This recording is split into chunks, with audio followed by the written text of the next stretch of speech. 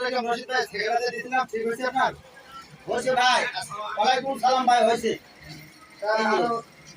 একটা নতুন চাকা লাগাইছি, টিউব লাগাইছি, আপনি বসেন, আমি এখনই সেট করে আপনার দিয়ে দিচ্ছি। আচ্ছা আমি বলতেছি ভাই, তাহলে কত হবে চাকা ঠিক করতে?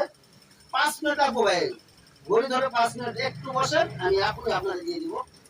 বন্ধুরা দেখেন, আপনারা আমার কাস্টমার আমার কাছে সাইকেলটা নিতে আইছে, আপনারা দেখেন, এই যে আমি সাইকেলটা সেট করলাম, এই যে দেখেন আপনারা সাইকেলটা সেট হয়ে গেছে। মনে করেন রশিদ ভাই, আপনার এই কাজের মজুরি কত টাকা?